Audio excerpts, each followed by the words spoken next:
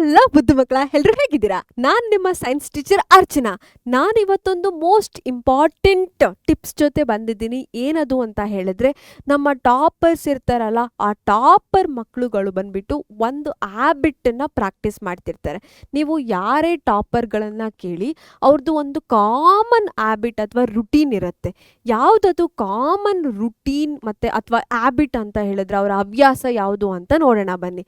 ಆ ಹವ್ಯಾಸಗಳನ್ನು ನೀವು ಇವತ್ತಿಂದನೇ ರೂಢಿ ಮಾಡ್ತಾ ಹೋದರೆ ನಿಮ್ಮ SSLC ಜರ್ನಿ ಕೂಡ ಟಾಪರ್ ಲಿಸ್ಟಲ್ಲಿ ಇರುತ್ತೆ. ಓಕೆನಾ? ನೀವು ಕೂಡ ಸೆಲೆಬ್ರೇಟ್ ಮಾಡ್ಬೋದು, ವಾವ್ ಸ್ಟೇಟ್ ಟಾಪರ್ ನಾನು ಅಂತ. ಓಕೆನಾ? ಯಾವುದದು ರುಟೀನು, ನಾವು ಹೇಗೆ ನಮ್ಮ ಜರ್ನಿಗೆ ಇನ್ಕ್ಲೂಡ್ ಮಾಡಿಕೊಂಡು ಸಕ್ಸಸ್ ಜರ್ನಿಯಾಗಿ ಕನ್ವರ್ಟ್ ಮಾಡೋದು ಅಂತ ನೋಡೋಣ ಬನ್ನಿ. ಸೊ ಯಾವುದದು ಟಾಪ್ 1% ಹವ್ಯಾಸಗಳು ಅಂತ ನೋಡೋಣ. ಮೊದಲನೇದು, ಅವರಿಗೆ ಫಿಕ್ಸ್ಡ್ ಮೈಂಡ್ಸೆಟ್ ಇರಲ್ಲ. ಏನದು ಫಿಕ್ಸ್ಡ್ ಮೈಂಡ್ಸೆಟ್ ಅಂತ ಹೇಳಿದ್ರೆ, ನನಗೆ ಮ್ಯಾಥ್ಸ್ ಕಷ್ಟ ಇದೆ ಅಪ್ಪ, ಇದನ್ನು ಸೈಡಿಗೆ ಇಟ್ಬಿಡೋಣ. ಸೈನ್ಸ್ ಕಷ್ಟ ಆಗ್ತಿದೆ, ನನಗೆ ಸೈಡಿಗೆ ಇಟ್ಬಿಡೋಣ ಅಂತ ಮನಸ್ಥಿತಿ ಇರಲ್ಲ. ಕಷ್ಟ ಆಗ್ತಿದೆಯಾ, ಇಟ್ಸ್ ಓಕೆ, ನಾನು ಅದನ್ನು ಚಾಲೆಂಜಾಗಿ ತಗೋತೀನಿ. ಏನೆಲ್ಲ ಕಷ್ಟ ಆಗ್ತಿದೆ ಅದನ್ನು ನಾನು ಡೈಲಿ ಕಲಿತಾ ಹೋಗ್ತೀನಿ. ಓಕೆನಾ? ಓವರ್ಕಮ್ ಮಾಡ್ತೀನಿ. ನನಗೆ ಕಷ್ಟ ಆಗ್ತಿರೋ ಸಬ್ಜೆಕ್ಟನ್ನು ಈಸಿ ಸಬ್ಜೆಕ್ಟಾಗಿ ಮಾಡ್ಕೊಳ್ಳೋಣ ಅಂತ ಮೈಂಡ್ಸೆಟ್ ಬರಬೇಕು. ಸೊ ಫಿಕ್ಸ್ಡ್ ಮೈಂಡ್ಸೆಟ್ಟಿಂದ ಅದು ಎಲ್ಲಿಗೆ ಶಿಫ್ಟ್ ಆಗಬೇಕು? ಗ್ರೋತ್ ಮೈಂಡ್ಸೆಟ್ಟಿಗೆ ಕನ್ವರ್ಟ್ ಆಗ್ತಿರಬೇಕು.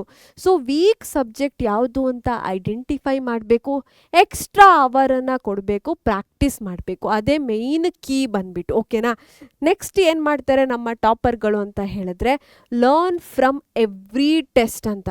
ಇವ್ರು ಜಸ್ಟ್ ಸ್ಕೋರ್ ಮಾರ್ಕ್ಸ್ ಬಗ್ಗೆ ತಲೆ ಕೆಡಿಸ್ಕೊಳ್ಳಲ್ಲ. ಯಾವುದ್ರ ಬಗ್ಗೆ ತಲೆ ಕೆಡಿಸ್ಕೊಡ್ತಾರೆ? ನಾನು ಎಲ್ಲಿ ತಪ್ಪು ಮಾಡಿದ್ದೀನಿ ಎಕ್ಸಾಮ್. ಇವಾಗ FA1 ಎಕ್ಸಾಮ್ ನಡೀತಾ ಇದೆ, FA2 ಎಕ್ಸಾಮ್ ಬರುತ್ತೆ, SA ಎಕ್ಸಾಮ್ಸು, ಪ್ರಿಪ್ರೇಟ್ರೀಸ್, ಅದಾದಮೇಲೆ ಬೋರ್ಡ್ ಎಕ್ಸಾಮ್ ಬರುತ್ತೆ. ಇಷ್ಟೊಂದು ಎಕ್ಸಾಮ್ ಬರೆದಾದ್ಮೇಲೆ ನಮಗೆ ಫೈನಲ್ ಎಕ್ಸಾಮ್, ಬೋರ್ಡ್ ಎಕ್ಸಾಮ್ ಬರೋದು ಅಲ್ವಾ? ಇಷ್ಟೊಂದು ಎಕ್ಸಾಮಲ್ಲಿ ನಾನು ಏನು ತಪ್ಪು ಮಾಡಿದ್ದೀನಿ, ನನ್ನ ಮಾರ್ಕ್ಸ್ ಯಾಕೆ ಕಡಿಮೆ ಆಗ್ತಿದೆ ಅಂತ ಅನಲೈಸ್ ಮಾಡ್ತಾರೆ.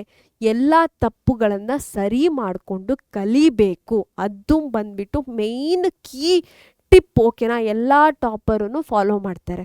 ಸೊ ನೀವು ಕೂಡ ಫಾಲೋ ಮಾಡಬೇಕು. ಏನು ತಪ್ಪು ಮಾಡ್ತೀರಾ ಅಂತ ಅನಲೈಸ್ ಮಾಡಬೇಕು, ಅದನ್ನು ಓದಬೇಕು, ಕರೆಕ್ಟ್ ಮಾಡ್ಕೊಳ್ಬೇಕು. Then and there itself. ಓಕೆನಾ?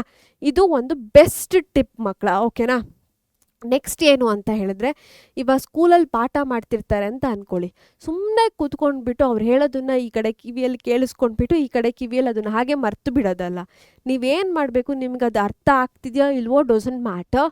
ಒಂದು ನೋಟ್ಬುಕ್ಕಲ್ಲಿ ನಿಮ್ಮ ಮ್ಯಾಮ್ ಏನು ಪಾಠ ಮಾಡ್ತಿದ್ದಾರಲ್ವ, ನಿಮ್ಗೆ ಅರ್ಥ ಆಗಿಲ್ಲ ಅಂದರೂ ಪರವಾಗಿಲ್ಲ, ನೀವು ಆ ಕೀ ವರ್ಡ್ಸನ್ನ ಏನು ಕೇಳಿಸ್ಕೋತಿದ್ದೀರಲ್ವ, ಕೆಲವೊಂದು ವರ್ಡ್ಸ್ ಅದನ್ನು ಬರೀಬೇಕು. ಅಕಸ್ಮಾತ್ ನಿಮ್ಗೇನಾದರೂ ಅರ್ಥ ಆಗ್ತಿದೆ ಅಂತ ಹೇಳಿದ್ರೆ, ನಿಮಗೇನು ಅರ್ಥ ಆಗ್ತಿದೆ ಅದನ್ನು ಪಡಾಪಟ್ ಬರೀತಾ ಹೋಗಬೇಕು. ನೀವು ದುಂಡಾಗೆಲ್ಲ ಕುತ್ಕೊಂಡ್ಬಿಟ್ಟು ಸ್ಕೆಚ್ ಪೆನ್, ಕಲರ್ ಪೆನ್ಸ್ ಎಲ್ಲ ಯೂಸ್ ಮಾಡಿಬಿಟ್ಟು ಪೆನ್ಸಿಲಲ್ಲೆಲ್ಲ ಅಂಡರ್ಲೈನ್ ಎಲ್ಲ ಮಾಡಿಬಿಟ್ಟು ಬರೀರಿ ಅಂತ ಹೇಳ್ತಿಲ್ಲ. ಕ್ವಿಕ್ಕಾಗಿ ನಿಮ್ಗೇನು ಅರ್ಥ ಆಗುತ್ತೆ ಅದನ್ನು ಫಾಸ್ಟಾಗಿ ಬರಿತಾ ಹೋಗಬೇಕು. ಅದು ಮಾಡಬೇಕು. ಯಾಕೆ ಅಂತ ಹೇಳ್ತೀನಿ. ನೆಕ್ಸ್ಟು ಬಂದುಬಿಟ್ಟು, ಅದು ಏನು ಬರೆದಿರ್ತೀರಾ ಅಲ್ವಾ, ಅದನ್ನು ವಿತಿನ್ 24 ಅವರ್ಸಲ್ಲಿ, 24 ಗಂಟೆ ಒಳಗಳಲ್ಲಿ ಅಥವಾ ಆ ದಿನದಲ್ಲಿ ನೀವು ಏನು ಬರೆದಿದ್ದೀರಾ ಅಂತ ಮನೆಗೆ ಹೋಗಿ ಚೆಕ್ ಮಾಡಬೇಕು. ನಿಮಗೆ ಅರ್ಥ ಆಗಿದೆ ಆ ಕಾನ್ಸೆಪ್ಟ್, ಫೈನ್ ಮ್ಯಾಮ್, ನನಗೇನು ಅರ್ಥ ಆಗಿಲ್ಲ, ನಮ್ಮ ಮ್ಯಾಮ್ ಏನೋ ಕೀವರ್ಡ್ಸ್ ಹೇಳ್ತಿದ್ರು ಅಂತ ಬರ್ಕೊಂಡಿದ್ದೀನಿ ಅಂತ ಇದ್ರೂ ಓಕೆ. ಸೊ ಮನೆಗೆ ಹೋಗಿ ಅದೇನು ಕೀವರ್ಡ್ಸ್ ಎಲ್ಲಿದೆ ಅಂತ ಸ್ವಲ್ಪ ಹುಡುಕ್ಬಿಟ್ಟು ಓದಬೇಕು. ಈ ವರ್ಡ್ ನಾನು ಕರೆಕ್ಟಾಗಿ ಬರೆದಿದ್ದೀನಿ, ಇದು ಬುಕ್ಕಲ್ಲಿದೆ ಅಂತನಾದರೂ ಖುಷಿ ಆಗುತ್ತೆ. ಓಕೆನಾ? ಮನೆಗೆ ಹೋಗಿ ಓದೋದಕ್ಕೆ ಟ್ರೈ ಮಾಡಬೇಕು, ಅರ್ಥ ಮಾಡ್ಕೊಳ್ಳೋದಕ್ಕೆ ಟ್ರೈ ಮಾಡಬೇಕು. ನೆಕ್ಸ್ಟ್ ಬಂದುಬಿಟ್ಟು, ನೀವು ಎಕ್ಸ್ಟ್ರಾ ಏನೋ ರೀಡಿಂಗ್ ಮಟೀರಿಯಲನ್ನು ಇನ್ಕ್ಲೂಡ್ ಮಾಡ್ಕೋಬೇಕು.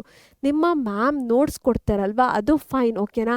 ಫೈನ್, ಓಕೆ, ನೀವು ಅದನ್ನು ರೆಫರ್ ಮಾಡ್ಬೋದು. ಆದರೆ ನೀವು ಸಕ್ಸಸ್ ಟಾಪರ್ ಆಗಬೇಕು ಅಂತ ಹೇಳಿದ್ರೆ ನಿಮ್ಮ ಮ್ಯಾಮ್ ಏನು ನೋಟ್ಸ್ ಕೊಡ್ತಾರೆ ಅಲ್ವಾ, ಅದು ಸಫಿಷಿಯೆಂಟ್ ಆಗಲ್ಲ.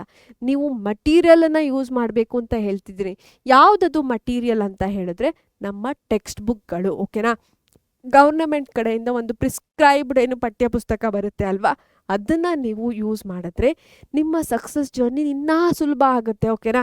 ಏನೆಲ್ಲ ಕೀವರ್ಡ್ಸ್ ಇಲ್ಲಿ ಬರೀತೀರಾ ಅಲ್ವಾ, ಆವಾಗ ಮನೆಗೆ ಬಂದು ಅದನ್ನು ಚೆಕ್ ಮಾಡ್ತೀರಾ ಟೆಕ್ಸ್ಟ್ ಬುಕ್ಕಲ್ಲಿ. ಸೊ ಏನಿದೆ ಅಂತ ಓದಿ ಅರ್ಥ ಮಾಡ್ಕೋತೀರಾ. ಓಕೆನಾ? ನಿಮಗೆ ಕ್ಲಾಸ್ ಇಂಟ್ರೆಸ್ಟ್ ಇಲ್ಲ ಅಂತ ಏನೇನೋ ಡಿಫ್ರೆಂಟ್ ಥಾಟ್ಸ್ ಬರೋದಕ್ಕಿಂತ ಅಟ್ಲೀಸ್ಟ್ ಅವ್ರು ಏನು ಹೇಳ್ತಿದ್ದಾರೆ ಅದನ್ನು ಬರೆಯೋದು ಇಂಪಾರ್ಟೆಂಟ್ ಆಗುತ್ತೆ. ಓಕೆನಾ? ಡಿಸ್ಟ್ರಾಕ್ಷನ್ಸ್ ಅವಾಯ್ಡ್ ಮಾಡೋದಕ್ಕೆ ಇದು ಹೆಲ್ಪ್ ಆಗುತ್ತೆ. ಓಕೆನಾ? ನೆಕ್ಸ್ಟ್ ಬಂದ್ಬಿಟ್ಟು ಮಾಕ್ ಎಕ್ಸಾಮ್ಸ್ ಇರುತ್ತೆ. ನಮ್ಮ ಟಾಪರ್ಗಳು ಪ್ರಿಪ್ರೇಟ್ರಿ ಎಕ್ಸಾಮ್ ಅಥವಾ ನಮ್ಮ F A exam, S A exam ಇವುಗಳ ಅಥವಾ ಯೂನಿಟ್ ಟೆಸ್ಟ್ ಅಥವಾ ಚಾಪ್ಟರ್ ಟೆಸ್ಟ್ ಅಥವಾ ಕ್ಲಾಸ್ ಟೆಸ್ಟ್ ಇವುಗಳನ್ನೆಲ್ಲ ಯಾವ ಥರ ತೊಗೋತಾರೆ ಅಂತ ಹೇಳಿದ್ರೆ ಮಾಕ್ ಎಕ್ಸಾಮ್ ಥರ ತೊಗೋತಾರೆ. ಮಾಕ್ ಎಕ್ಸಾಮಲ್ಲಿ ನೀವೇನಾದರೂ ತಪ್ಪು ಮಾಡಿ ಓಕೆನಾ, ಎಷ್ಟಾದರೂ ಸ್ಕೋರ್ ಮಾಡಿ ಡೋಸಂಟ್ ಮ್ಯಾಟರ್, ಅದು ನಿಮಗೆ ಪ್ರಿಪೇರ್ ಮಾಡ್ತಾ ಇರುತ್ತೆ. ಪ್ರಿಪೇರಿಂಗ್ ಸ್ಟೇಜ್ ಅದು ಯಾವುದಕ್ಕೆ, ನಮ್ಮ ಬೋರ್ಡ್ ಎಕ್ಸಾಮ್ಗೆ ನಿಮ್ಮನ್ನು ಪ್ರಿಪೇರ್ ಮಾಡ್ತಿರುತ್ತೆ ಓಕೆನಾ. ಇಲ್ಲಿ ನೀವೇನೆಲ್ಲ ಮಿಸ್ಟೇಕ್ ಮಾಡ್ತೀರಾ ಅನಲೈಸ್ ಮಾಡ್ಕೊಳ್ಳಿ, ಅದನ್ನು ರೆಕ್ಟಿಫೈ ಮಾಡಿ ಕಲ್ತ್ಬಿಟ್ಟು ಫೈನಲ್ ಎಕ್ಸಾಮಲ್ಲಿ ಪ್ರಾಪರಾಗಿ ಆನ್ಸರ್ ಬರೀಬೇಕು ಓಕೆನಾ. ಸೊ ಅವ್ರು ಅನ್ಕೋತಾರೆ ಇದು ಬಂದ್ಬಿಟ್ಟು ನನಗೆ ಮಾಕ್ ಎಕ್ಸಾಮು, ಇದು ನನ್ನನ್ನು ಪ್ರಿಪೇರ್ ಮಾಡ್ತಾ ಇದೆ, ರೆಡಿ ಮಾಡ್ತಾ ಇದೆ, ಇಲ್ಲಿ less marks low marks score ಮಾಡಿದ್ರೂ ತೊಂದರೆ ಇಲ್ಲ ಅನ್ನುವಂತಹ ಮನಸ್ಥಿತಿ ಬರುತ್ತೆ.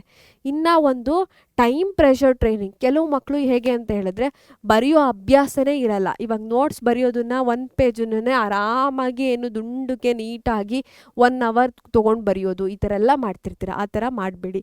ಸೊ 1 ಪೇಜ್ ಇದೆ, ನಾನು ಇವಾಗ 10 ಮಿನಿಟ್ಸಲ್ಲಿ ಮುಗಿಸ್ತೀನಿ, ಆ ಥರ ಚಾಲೆಂಜ್ ತೊಗೊಂಡು ಕಂಪ್ಲೀಟ್ ಮಾಡೋದಕ್ಕೆ ಹೋಗಬೇಕು.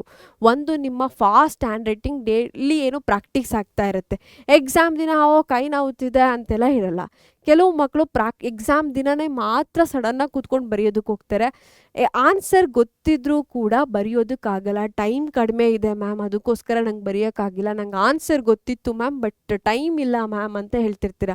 ಸೊ ಆ ಥರ ಅವಾಯ್ಡ್ ಮಾಡಬೇಕು ಅಂತ ಹೇಳಿದ್ರೆ ನಿಮ್ಮ ನೋಟ್ಸ್ ಏನಿದೆ, ಅಸೈನ್ಮೆಂಟ್ಸ್ ಏನಿದೆ, ಹೋಮ್ ವರ್ಕ್ ಏನಿದೆ ಅಲ್ವಾ, ಅದನ್ನು ಈ ಥರ ಚಾಲೆಂಜ್ ಥರ ತೊಗೊಳ್ಳಿ. ಹೇಗೆ ಅಂತ ಹೇಳಿದ್ರೆ ಇವಾಗ ಹೋಮ್ ವರ್ಕ್ ಇದೆ, ನಾನು 1 ಪೇಜ್ನ 6 ಮಿನಿಟ್ಸಲ್ಲಿ ಕಂಪ್ಲೀಟ್ ಮಾಡ್ತೀನಿ, ಇಲ್ಲ 10 ಮಿನಿಟ್ಸಲ್ಲಿ ಕಂಪ್ಲೀಟ್ ಮಾಡ್ತೀನಿ ಅಂತ ನೀವೇ ಟೈಮರನ್ನು ಆನ್ ಮಾಡಿಬಿಟ್ಟು ಬರೆಯೋದಕ್ಕೆ ಶುರು ಮಾಡಿ ಓಕೆನಾ. ಇದು ನಿಮ್ಮನ್ನು ತಯಾರಿ ಮಾಡ್ತಿರುತ್ತೆ ನಿಮ್ಮ ಫೈನಲ್ ಎಕ್ಸಾಮ್ಗೆ.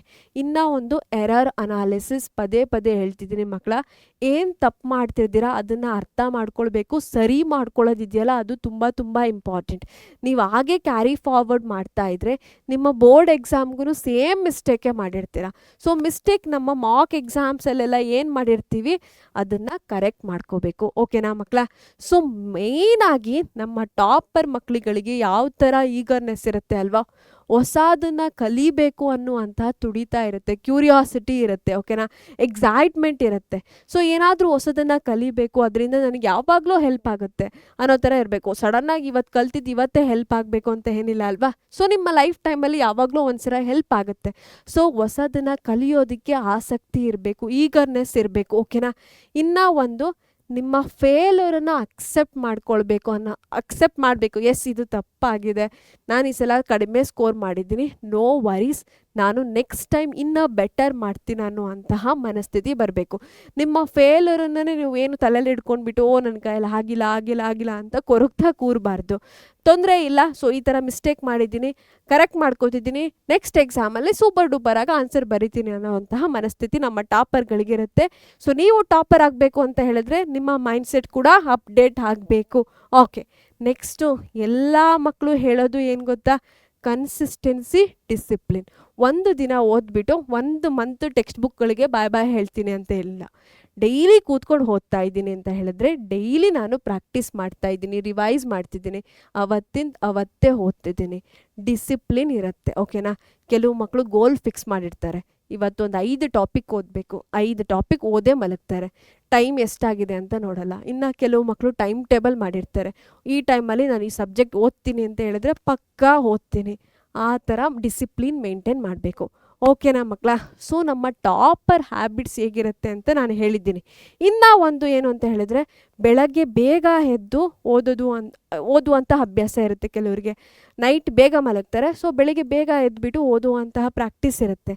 ಆವಾಗ ಬೆಳಿಗ್ಗೆ ಬೇಗ ಎದ್ದು ಓದ್ತಿದ್ದೀರಾ ಅಂತ ಹೇಳಿದ್ರೆ ನಿಮ್ಮ ಮೈಂಡ್ ಇನ್ನೂ ರಿಫ್ರೆಶ್ ಆಗಿರುತ್ತೆ, ಓದಿದ್ದೆಲ್ಲ ನೆನಪಿರುತ್ತೆ.